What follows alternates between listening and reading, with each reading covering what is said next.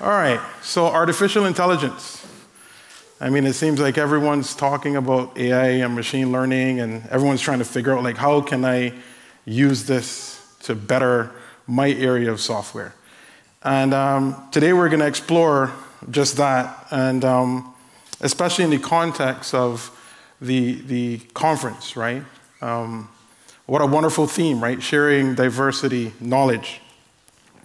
And in the testing world, quite frankly, we've failed a little bit when it comes to innovating.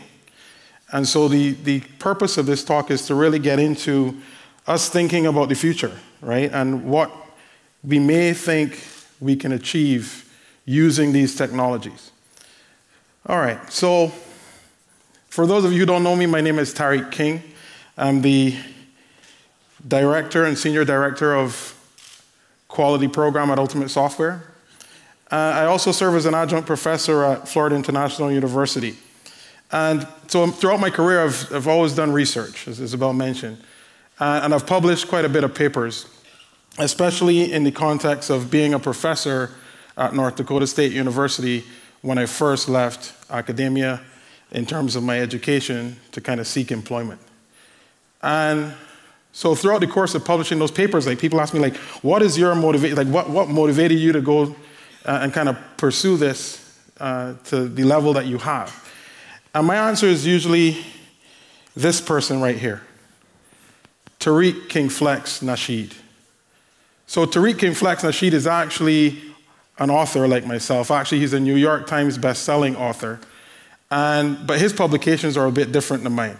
He's published things like The Art of Macking and The Art of Gold Digging. And, you know, as we sit down at home, sometimes we just Google ourselves. And so I sat down one day and I just Googled myself, Tariq King, you know, enter, you know. And Google came back and showed me all of this guy's publications. And I was like, I need to work as hard as I possibly can from this point forward so that my name is at the top of that search engine optimization. So thank you, Tariq. So manual testing, or simply put, testing. You know, there's a room full of people, and I'm sure if I asked you what is testing, each of you would give me a slightly different answer. And that's because there's a lot of different layers to testing. You know, at the core of testing, we check specific facts about a software product. But to be able to do that, there's a lot of evaluation, experimentation, learning, exploration, questioning, studying. And so when we stop and we think about automated testing, what do we think about? Well, the thing that comes to mind is this manual process of actually encoding scripts to do checking. We haven't really moved to the space yet where we're automating the learning, the exploring, the experimenting. And it's sad because in other fields like manufacturing, their idea of automation, you know, lights out manufacturing, like, that term comes from the fact that it should be so automated that I should be able to turn off the lights in the factory and everything just run, because there's not that need for continual human presence. But test automation doesn't follow that pattern. And so we've really settled quite a bit when we think about test automation. But for the next 50 minutes or so, I want you to dispel the word impossible from your vocabulary. Because I know what you're thinking. Like, you look at the title and it's like, oh, there's no way, like, we're testers, we know what we have to do. There's no way that AI is going to terminate manual testing. Can't replace me, right? There's a pride in that. But the word impossible is much more than just a word. And this is why I want you to just discard that. It's a mindset, right? And it's a mindset that if you sit into it, it will actually stop you from achieving great things. And it always seems impossible until someone does it, right? We're like, oh, of course, that's the obvious solution. And all of a sudden it's like, yeah, like, why didn't I think of that? Like, you know, this is clearly an easy thing to solve. Like, it wasn't that hard to begin with. So just bear that in mind as we go through. And I'm going to tell you a story, and that story, I'm going to tell it in reverse order. I'm going to start from the end. In other words, game over. We're done. Artificial intelligence and machine learning have already terminated manual testing. And the reason that that's something that feels so true already is because if this is our world, to me, then this is software. And what is software doing? Software is literally going to eat our world. And when software is done eating our world, like here comes artificial intelligence and machine learning. And AI and machine learning are literally going to eat software. And you know when they're done eating software, guess what? All eyes on us. So artificial intelligence, you know, it's about getting machines to imitate intelligent human behavior. Are you guys worried at all about AI and machine learning? Well, Hollywood certainly tries to make us worry. Are you saying that robots are going to destroy humanity? And is that a scientific argument or the pitch for an amazing movie? There's a story that scientists built an intelligent computer.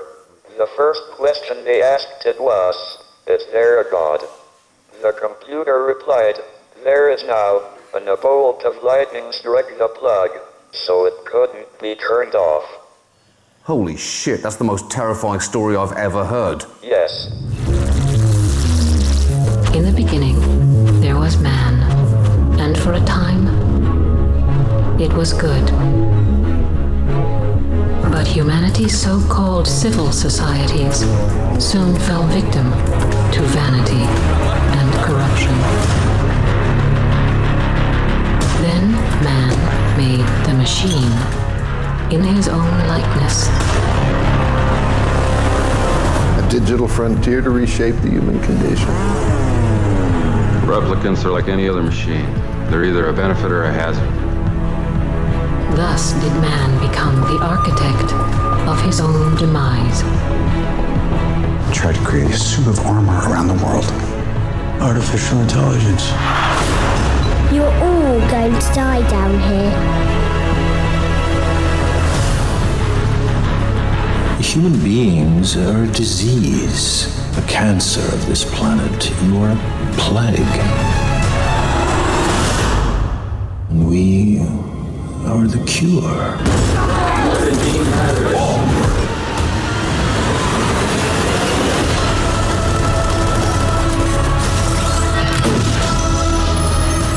To protect humanity, some humans must be sacrificed.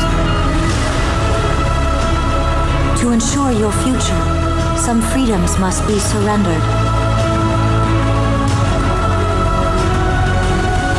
What's the problem? I think you know what the problem is just as well as I do.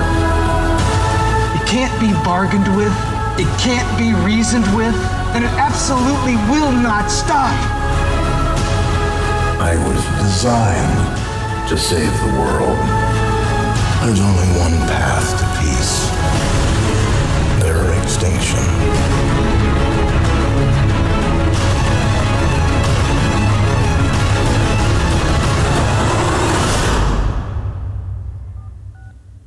Greetings, Professor Falcon. Hello, Joshua. How about a nice game of chess? So how about a nice game of chess, right? It seems like that's where this all began. And so back in 96 to 97, IBM's Deep Blue defeated world chess champion Garry Kasparov. And so the whole world was talking about that match. But how did that happen? I'm sure that in that moment, Kasparov was wondering, like, how could this be? Machine is beating me at my own game. And the answer is really brute force computing power. You see, IBM had dedicated hardware for playing chess, and it could process about 200 million positions per second. But let's just get into the branch of AI that really deals with this, which is game theory, and particularly the idea of game trees. You see, a game tree is a search function that explores all possible moves in a strategy game, like chess, tic-tac-toe. And the whole idea here is that you start from the initial state and you explore all possible moves. And you look at the possible outcomes for all of those particular transitions of the game. And at any given point, you can know which move is the move that will maximize your ability to win, or your probability. And so, tic-tac-toe, of course, we could expand that game tree. Chess is a little bit more complex, right? And so, if we start from the initial state in chess, we can see that there's about 20 possible moves that white can make. And of those 20 possible moves, there's 20 possible moves that can be played in return. And roughly, you continue expanding this game tree. And so, Deep Blue at times would search between 6 to 8 to a maximum of 20 positions deep to be able to reason, in quotation marks, or to brute force and beat Kasparov. So, it's important. When we stop to think about this and start to think about this matchup of man and machine, like what if we put Deep Blue to play against present-day Kasparov? Do you think Deep Blue would beat Kasparov again? Has Kasparov gained more experience in his age, or maybe that started to decline? Who knows? But maybe that's not a fair comparison. Maybe we have to compare to the current chess champion, right? Who actually probably will think next month will defend his championship. But maybe we're just getting ahead of ourselves. That's all sounds like conjecture. But moving forward, IBM was still playing games. 2010, the Watson project really started up and was targeting to play Jeopardy, right? Question-answer game. Seems pretty smart to be able to play Jeopardy. Like I watched that show and I like the show, but it makes me realize like how much inadequacies I have in terms of knowledge, and even random knowledge. Like we feel like we need to compete. But Watson beat humans at Jeopardy. It was put against the person with the longest winning streak and the person with the highest earnings. And Watson won a grand prize of $1 million. I always wonder where that money went. Hopefully it was donated. And now Watson has transformed a lot of areas. The medical field, financial, retail. I was thinking about this with the current state of the world, and I was wondering, well, maybe one day we'll see Watson run for president. It just have to be better than the current administration. But I'll leave that alone. So fast forward to 2016, and we had a breakthrough. You had AlphaGo from Google's DeepMind project defeat Lee Sedol, one of the best Go players in the world. And so, you ask, well, what is so significant about that? What is it about Go? Go is actually a relatively simple game with respect to the rules compared to chess. However, the search function is a lot larger. And so let's compare these two things. So on one side, you have chess having 16 pieces in the start state. You have 6 types of pieces that each behave differently. 35 possible moves per state and about 80 moves per game. And the goal of chess is to really capture the opponent's king. Go on the other side has 0 pieces in the start state and only has 1 type of piece, and they all behave uniformly. But there's 250 possible moves per state and about 150 moves per game. And the goal there is really about capturing the most territory on the board. And so, what was the key? The key here was that when you started to think about this space, it was too large to brute force. And so we had to use something called machine learning. And so machine learning, it's really about getting computers to act without explicitly programming them. It's a different programming model. But let's take a look back at that moment where AlphaGo beat Lee Sedol. I think maybe the game ended. No, I don't think so, because it looks like Lee is still counting. No, I think he resigned. Wow, I think you're right. Wow. Wow, wow, wow. This was the moment a computer called AlphaGo beat a master of the ancient Chinese game Go. It's not the first time a grandmaster's been humbled by a machine. But what makes AlphaGo different is that it's the first demonstration that machines can truly learn and think in a human way. AlphaGo's victory shocked experts in the artificial intelligence community. Many thought such an event was at least a decade away. So firstly, a few questions. Why is this important, and what's all the fuss? AlphaGo shows that machines can really learn. How so? Well, instead of using brute force to calculate all the moves it could make like previous AIs, AlphaGo used reinforcement learning and neural networks to mimic the learning process of a human brain. Keep in mind that the ancient Chinese game Go has as many more possible moves than chess as there are atoms in the entire universe. So there's no way of just calculating every possible move on the board. That's practically impossible. For this reason, Go is the holy grail of AI, and learning to do such a task from scratch is a huge feat. Further to this, DeepMind's creators say that the algorithm can learn many more things without alteration or guidance. In other words, the AI is general purpose. We always used to talk about, well, if we could eventually crack Go and have a program that could beat the world champion, then we must have invented some generic, general purpose algorithm. So maybe we're on the cusp of all of that. If you ask a great Go player why they played a particular move, sometimes they'll just tell you it felt right. So the one way you can think of it is that Go is a much more intuitive game, whereas chess is a much more logic-based game.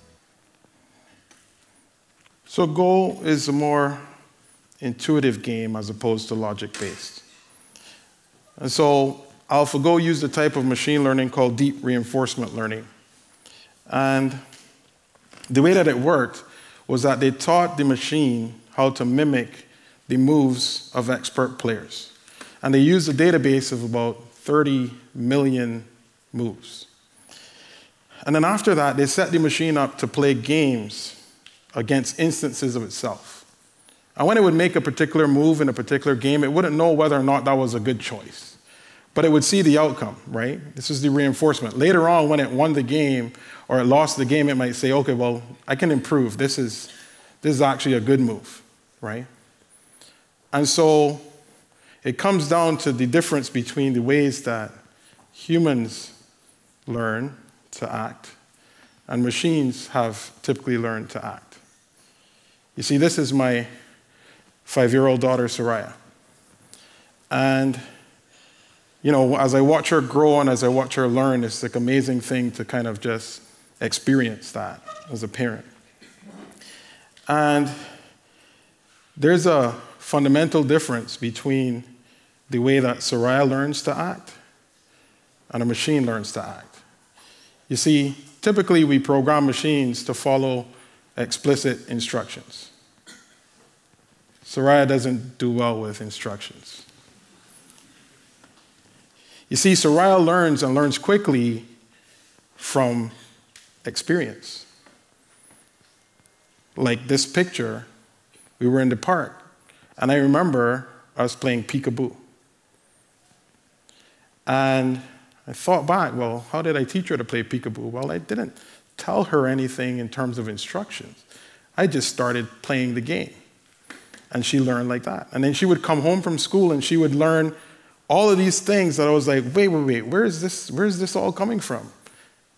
And so that's the key in terms of that difference. So when we talk about machine learning, it's really about trying to get machines to learn from experience, similar to humans. But what does it mean to have a machine learn from experience? Well, the answer is really about data, right? And so you can use data to represent different experiences. Like, for example, the concept of a raindrop. Maybe it has different examples of what raindrops look like. And maybe it has some other examples that represent things that aren't raindrops. And when it encounters something new, it takes a guess. Sounds kind of poor, but it takes a guess. This looks like it could be a raindrop based on my previous data or my previous experience. And that may be right or it may be wrong, but regardless, that input, that feedback, can be used to make the machine get better.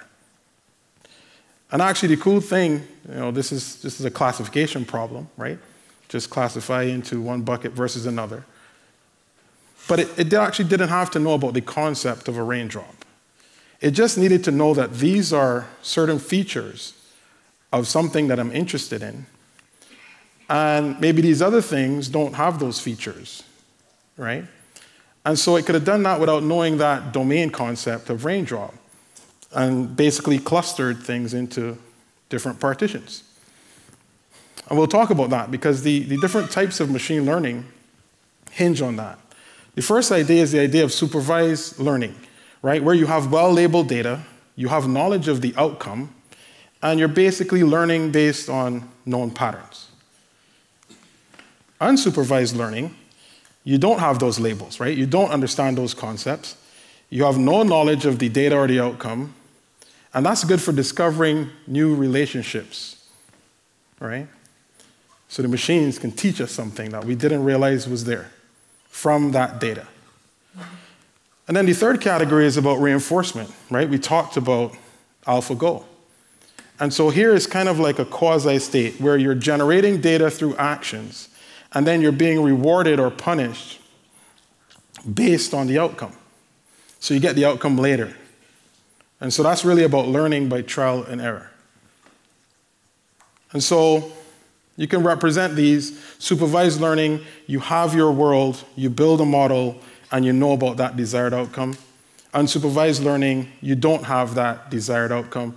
And reinforcement is about generating those things through trial and error and feeding that back in to your model. Pretty straightforward. So if a program can actually improve how it performs some task based on past experience or past data, we can say that it has learned. And this whole idea of machine learning hinges on a lot of fundamental aspects of statistical computing, probability, and so on and so forth. And this is nothing new.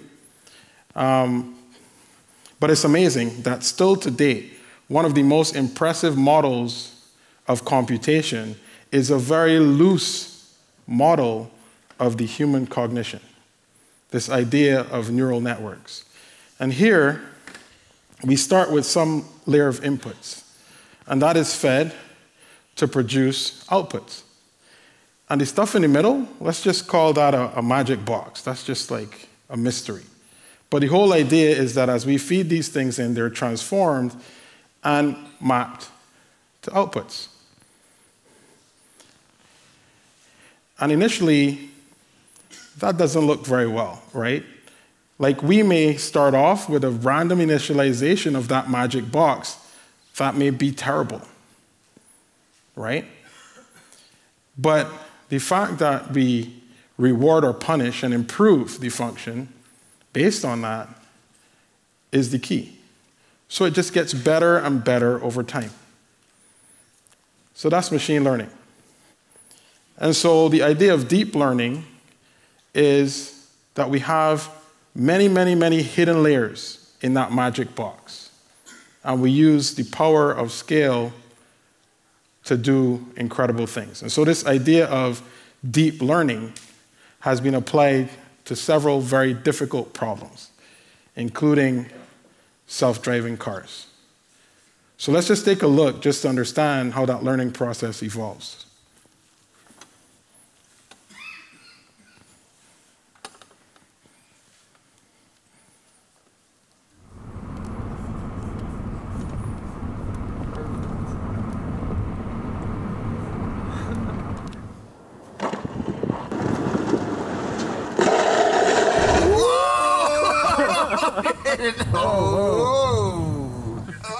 Holy cow. Whoa.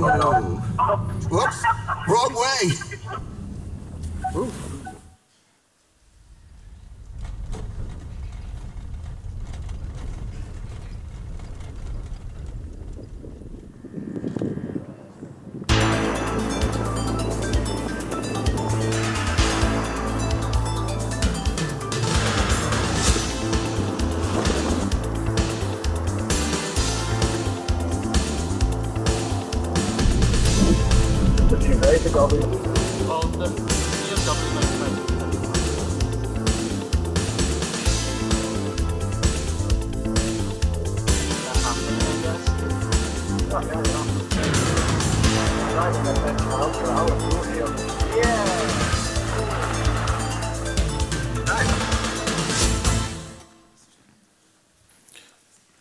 So all that is very entertaining. But what does any of this have to do with software testing? And so we're halfway through, and we come to the second act of our story, which I call Power Up. You see, if this is software testing, then these are grand challenges. And right now when we talk about automation, like these are our current automation techniques. In other words, current automation techniques don't get us very far. But maybe, just maybe, artificial intelligence is that power up that we need to start overcoming some of our grand challenges. And so let's go back to 1975. Testing theory, Goodenough and Gerhardt wrote a paper about the ideal test. And for the academics in the room, you'll remember this. And what did that really talk about? Well, a program is just a function, right? A function that takes some input and produces output. And so you can look at that as some domain of inputs, right? Mapping to some range of outputs. And so on input D, the program produces f of D. And what do we do in testing? Well, we ask the question, is that f of D an acceptable result? And so that's kind of familiar, don't you think? Like, I mean, if we kind of waved our magic wand, it seemed like we've seen that model before. But maybe we're just, excited by all the videos. And so a test is really a subset of that domain, which is fed to the program and produces outputs.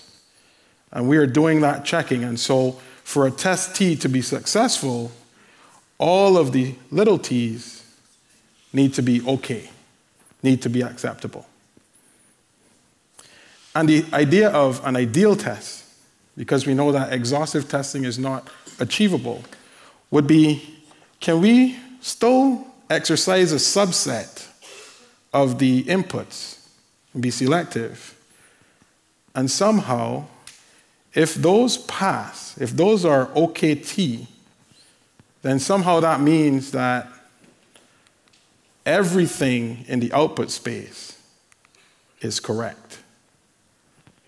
In other words, a test is ideal if and only if for all T in T implies that for all D in D, OK, D. Like that sounds just like crazy. And then we wonder why testing is so hard. Like we're trying to look at correctness of the program, but we really can't reason about anything. And we tell people that, like, yeah, you know what, I run these tests and I can't really tell you for sure that this is not going to fail. And so there's no wonder that there's a central theme in testing, which is about coverage. And it's actually not about coverage, it's actually about this big gap in coverage, isn't it not?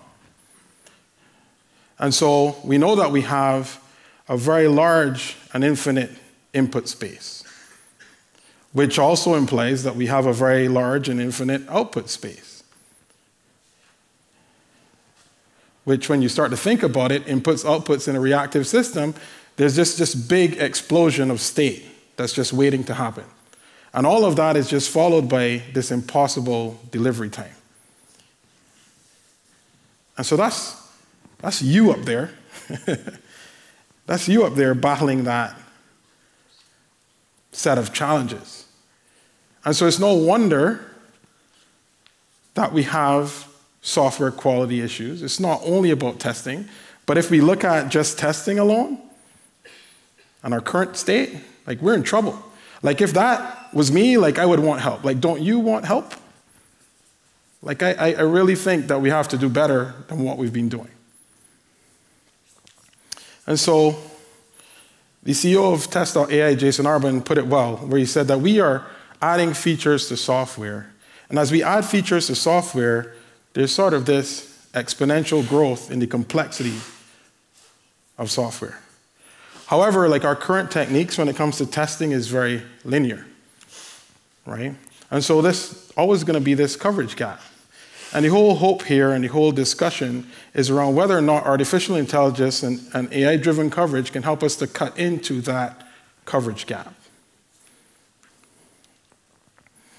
So, seems like a long time ago, but it was just a year ago that I gave a keynote in Malaysia about artificial intelligence and the rise of these AI-driven services. There's a lot of vendors coming online that are, claiming that they have solutions to our testing challenges using AI and machine learning. And so the goal of that talk was really about whether or not this stuff is fad, fiction, or future. And so, oops, one second. And so there's a lot of vendors, like I mentioned. And these are just a few, and the list kind of like keeps evolving, right? And, I'm not here to talk about whether or not those vendors are the real deal. But I'm here to tell you that the bots are actually here. Like, it's not a question anymore of if they exist. Like, I've seen them in action. I've helped to build them, and so they're here. You see, at Ultimate Software, we've built a system that does just that. It uses intelligent agents to crawl through an application. And you can see it here on the left-hand side, crawling through a web application and using different testing techniques, actually using an approach that learns from human testers. And then on the right, there's one of the commercial vendors, Test.ai, that have applied this to mobile. And that is also doing exploratory testing. Something that we said, like, oh no, that can't be done, right? And so the bots are here. People are building this stuff. Now, are the bots great? No, they're not super intelligent. But maybe they don't have to be, right? Like, I interview testers every day. And I see what testing teams produce. And so it's not a super high bar sometimes to hit. So the bots could be semi-intelligent, and that could be, but you know what there's a lot of them. There's a lot of them. And you just change one parameter and there's more. Whereas it's very hard to scale sometimes with humans. But that doesn't mean you should all freak out and just stop what you're doing. But just know that they're here. And so, how does this work? And we're going to walk through that, because I can't just give you this information and not tell you how, right? That's kind of like a bad teaser. But bots can discover, model, interact, observe, and learn. And so the first step is about being able to perceive the environment like a human does. It will recognize elements on the user interface, right? And there's different techniques for doing that. And it can look for differences, things that don't look the same, or things that might look a little peculiar. And it builds models while doing that, right? And those models help us deal with, well, you know what, I saw this thing in the past, and it's no longer here. And so I need to make a decision. And so the models help the bots to deal with uncertainty and to make decisions when it can't see everything, or maybe things just look different. And so it leverages those models and does a lot of different things. But at the core, it uses machine learning to start to interact with the application. It can say, well, okay, maybe this is a particular action I should take. Or maybe this output, like I can classify it as a bug or not a bug, right? And then it learns from that. Just like the machines were learning to play games, it can learn if that was a good decision that it made or a bad decision, right? And so on one side, you have the application, you see the different elements, and you might create a model of it. And then once you create that model, you use machine learning to tap, click, enter data, use a testing technique to apply some input, and you get feedback onto whether that was good or not good. And you can train the bots. You can train the bot to be good or bad, right? So maybe doing something that will try to break the software is something that you positively reinforce, because you don't want to have these happy path bots only. And so this is very general. Like, that applies to inputs. It applies to recognizing outputs. And so our project, which we codenamed Dora, it's a little plug on Dora the Explorer, does this type of analysis. Like, this is a screenshot showing Dora on a model that she discovered from analyzing one of our enterprise applications. And of course, there's lots and lots of states. There's lots and lots of complexity. And so it analyzes that interface. It interprets different constraints. So it can tell you from the labels and from the error messages. It can kind of just start to understand the application under test and builds that model of the application. It can then generate tests, and this is a generated test. It's pretty readable, right? For humans. So basically, does the same things that we do when we write our current test automation. Because we have to check the software at some point. And so Dora uses different methodologies that we would learn here in a conference like this. Boundary testing, equivalence classing, state-based coverage. She also executes the test and analyzes the results, and there's a whole bunch of debugging features so that you can go back in and replay a test up to a particular point and see exactly what happened. And last but not least, Dora learns. She learns right now from two mechanisms. She can learn from user stories, kind of interpreting what is written using natural language processing. And most recently, which we're going to actually present next week in Orlando, Dora uses an approach that one of our architects built for part of his master's thesis that learns from test cases. Because what we realized, because we did all this work on NLP, and it was very hard to still figure out that Oracle problem. Because don't get me wrong, don't think that I'm showing you this stuff and we've solved all the problems. We haven't solved all the problems. The Oracle is a hard problem to solve. And so there needs to be different approaches to try to solve that problem. And one of these that we thought was, well, we can learn a lot about behaviors from looking at existing tests that have been written by humans and looking at what humans do. And so his thesis looked at creating a system that takes these abstract tests and starts to generalize the Oracle from those tests for a given application. And so how this works is that there's machine learning techniques behind the scenes, things like artificial neural networks, Bayesian networks, decision trees, and you combine that with test drivers, things that you need to interact with the system under test, right? So Selenium, the robot framework, Appium, you name it. And then all that is packaged up and enhanced through cloud computing. Big data, just scaling. And there's a lot of benefits of testing like this, and we're seeing those. So the first thing is that it's very general purpose. Once you train these models, they can be applied to any application. You can throw a new application at it, and because it's not hard-coded, it can look at a new item right? And it says, oh, you know what?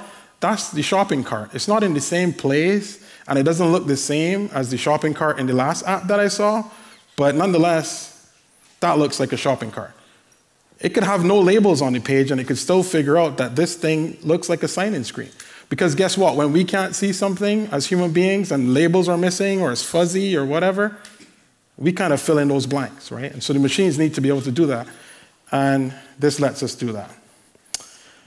It's also what we call pesticide-free, right? We've heard of the pesticide paradox. Running the same test over and over again gives us the same result. Well, AI can generate new tests every single time and basically eliminate that paradox. And then we can scale. Deep learning cloud. Like I said, the bots aren't that smart, but there's a lot of them. And there's power in numbers. But as I mentioned, there's still limitations. We aren't there yet. Remember, this talk is about trying to think about the possible as opposed to the impossible. But if we start to think, I've seen a lot of these vendors, but they're not tackling a fundamental challenge that I see, that we test software not just from the outside, we also test it from the inside. And yesterday we had a tutorial on whitebox testing and the importance of that and how much effort goes into that. And so these vendors also need to tackle that problem because there's so much testing that happens there today.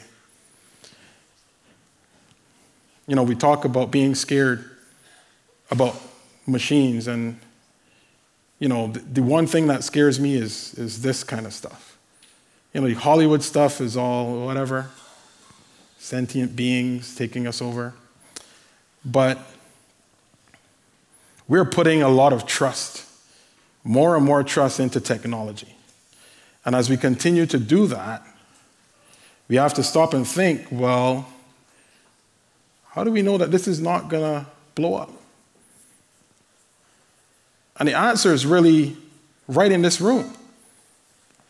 It's the testing that we do, the validation. Like, we need to validate these types of systems. And it becomes even more important as you start to look at what these systems are doing.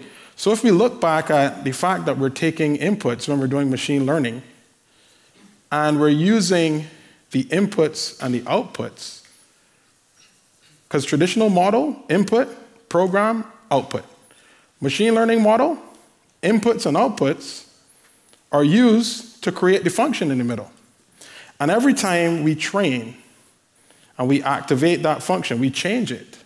We change that program every time the software learns something new. And if we were back in our labs and the software changed, what would we do? We would do a lot of regression testing to make sure that existing things weren't broken. And we would do some new testing on the new things that changed to make sure that that wasn't problematic. And so these systems, I want you to understand this, these systems are being deployed with the ability to be adaptive, to change at runtime. And if you're going to be adaptive, testing needs to be an inherent part of these types of systems. Because you can change at runtime, you need to be able to test at runtime. And so that's where a topic that's near and dear to my heart, I did my PhD research in the area of self-testing systems. And, you know, I really think that that was pretty far ahead of its time. But I was seeing these companies, IBM, Microsoft, Hewlett-Packard, they all had these initiatives that were called dynamic systems initiatives or autonomic computing. And the whole idea was that they wanted to start building the future of software systems. And that future entails systems that can self-heal, self-configure, self-protect, and self-optimize. And they were doing all this stuff, but guess what? The usual thing that happens is that no one was thinking about testing. And so, as a new graduate student, I was like, okay, there's a gap right here. I need to get a PhD. Let's go for it, right? And of course, that's very ambitious, but it has to start somewhere, right? And you can call me foolish or naive, but I was never scared of a big challenge. I mean, you either fail or you succeed, and if you fail, you learn something, so you still succeed. And so my research just focused on trying to use intelligent agents. I didn't focus on the intelligence because AI and machine learning breakthroughs weren't there yet. My agents were very, very trivial. They were very simple reflex agents that were like, if then, do this. But my goal was to at least try to see how we could get testing to be part of the design. And there's a cool thing about that. There's a cool thing about deploying a system with those test managers or those test bots as part of the system. You see, in production, unlike in the test lab that we use, there's a lot of cool things. And those cool things that are there allow us to be able to find some bugs that we could never find in the lab. And so what are those? Well, first thing is that when we start to think about it, in production, there's real users using the system. That sounds cool because we got real test scenarios, but there's a problem. If we try to do testing while those real users are using the system, bad things can happen, right? And you always hear people say, well, never test in production. Well, I don't follow the rules, as you've probably figured out by now. So I came up with an approach to bring the system into a safe state where the component that you're trying to test has been blocked off from the real world, and the system is still up and running. And they call that safe adaptation with validation. So you can test things in place on the live system. The other approach is that we can actually spin up replicas of components and do testing on those copies.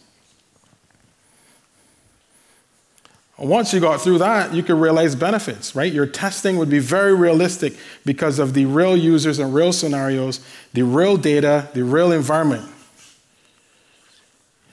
Could also be very targeted testing because now the bots are on the inside, right? And so you could do things like structural coverage.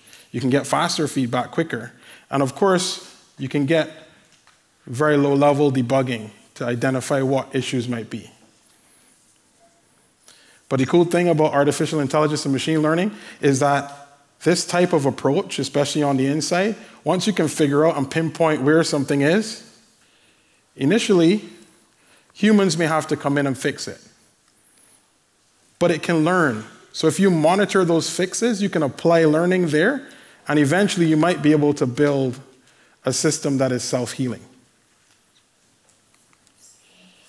And so it sounds like a lot of dream stuff, right? You're crazy, you're dreaming this stuff up, like this is never gonna happen. Well, you know what was never gonna happen? People told me that machines were never gonna be able to recognize my voice. And I asked Alexa the other day whether or not she can understand me, and she said yes. Machines were never gonna be able to drive cars, but they're driving cars. We just saw it. But again, this has to do with testing, right? But how different is testing? You see, when we do testing, this idea of manual testing that we like to call it, we're on a journey, right? We're on a journey from a start to a destination. We have our goals. And as we go on that journey, we follow specific paths. And we try to figure out those paths as we go along. We might adapt and change path midway, but don't those cars have to do the same thing? And there's rules, there's limits, there's boundaries that have to be followed. And there's also different threats. And for us, those threats are obstacles and things that are in our way are things we either have to navigate around or that we have to stop and flag as an issue. And then there's a whole bunch of like aesthetic stuff that nobody seems to care about, but it's important.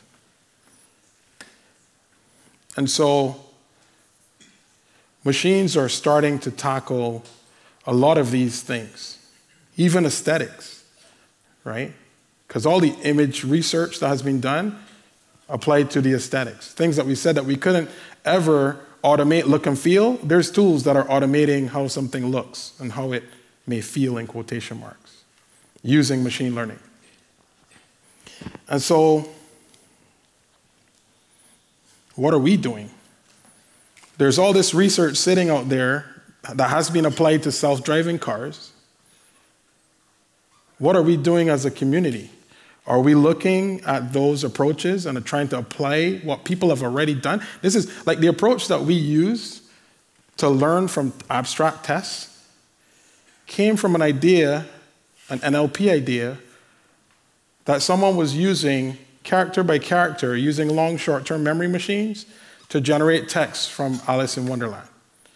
And we looked at that and we said, hey, instead of trying to generate text, let's generate test cases, right?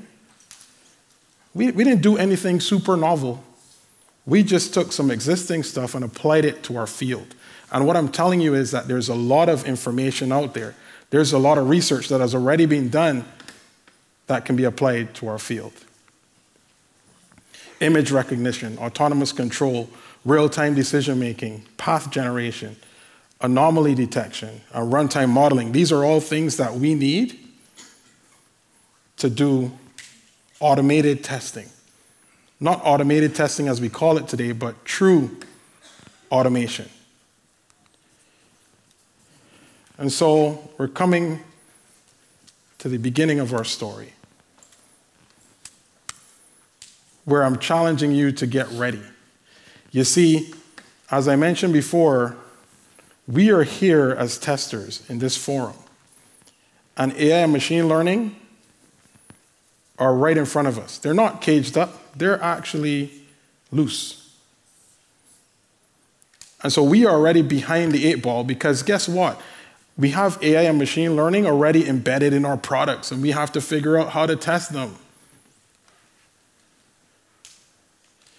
And we talk about AI taking over. Well, the only way that AI is going to take over is if you let it. Because I believe that the testing skill or the skills that are associated with what we do, that kind of inquisitive nature, the exploration, all of the modeling, all of the techniques that we bring, are things that are necessary to really start to make a push to validate these types of systems.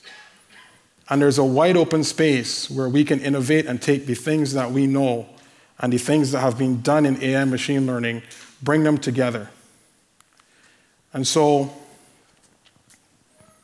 you need to think about that. It's not just Hollywood anymore, right? It's real life. And I'm telling you, these products are out there. Actually, I don't even need to tell you, you know, because they're in your homes, right? And so it was 2 years ago that, I made a challenge to the testing community through a lightning talk at Star West. And I challenged them and I said, hey, you know what? I really feel that testing has been lost. And we need to bring back testing, and the way that we bring back testing is through innovation. And so I can't go and challenge people without myself embodying my own message. And so a year later, we got together and we said, hey, we need to start a direction that shifts our focus of automation from this manual creation of scripts and stuff like that into one grand vision where we're truly automating testing. And we think about testing like how we think about lights out manufacturing, lights out testing, no human intervention. Because if we settle for where automation is right now, we'll never even try to move past it. And that's why impossible needed to be disbanded at the beginning of this talk. And so myself and Jason Arbin formed an association around artificial intelligence for software testing. And we really believe that this space has 3 areas of intersection. We're trying to look at building AI systems to test software, which you saw through the Dora project and the product at test.ai. But then we also need to think about testing machine learning systems and different methods around that. And then because these things are adaptive, we need to think about building self-testing as an integral part of these types of systems. And so these three areas of intersection are key to what we call our vision of really just increasing awareness and getting people involved. And so, you know, part of that is community. Like, I can't solve these problems by myself. Jason can't solve them by himself. Like, we need the collective intelligence of the humans in here. And so we formed AItesting.org. And I encourage you to check it out and sign up. And the fundamental piece about that is that, like, this is something that we need everyone to join in on, because this problem is too important, too hard, too large of a problem for any one company to really tackle. And so we want to do things like promote the study of AI as it pertains to testing. We want to facilitate communication, collaboration, much of what you're doing here in this conference and that you will do. Hold conferences ourselves. We held a virtual conference earlier this year, and we want to have physical conferences around this stuff and share ideas and research. And then we want to disseminate publications in our work that we've done. Because in doing that, other people can look and get ideas and start to do the same. And so that brings us to the end. But like I told you, the end is really not the end. The end is really about the beginning. And so here, if you start to think about what we've just started, and like Isabel said at the speaker dinner, like, I do believe this is going to be the greatest conference. And the reason is not because of the speakers or the program chair, as lovely as she is. It is because you are going to make it the best conference.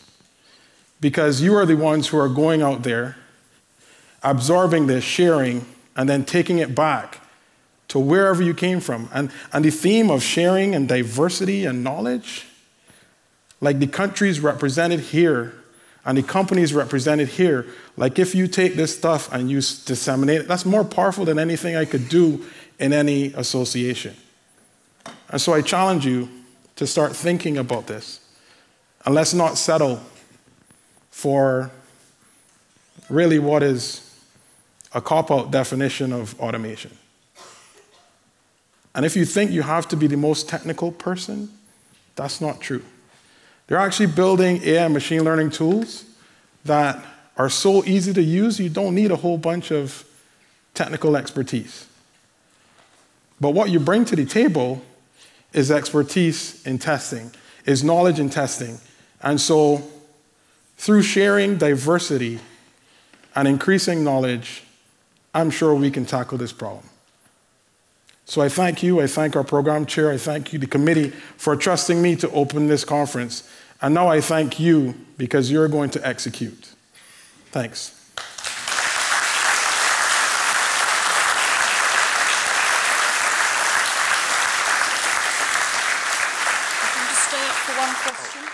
For a question. Tariq, thank you so much. That was really inspiring. I think we just have time for one question. Can we just bring the questions up and see what we've got? Because I think there are a number of people asking things. And, okay, so the top vote with 11 votes. Let's say AI testing is real and works. Who will be responsible when a bug occurs and people are killed? Wow. So the answer is always the humans, right? I mean, the answer is always going to be us. No matter how you look at it, even if machines right now are capable of doing things, when machines fail, humans are accountable. And that's okay. I want humans to be accountable to what we build and what we put out there.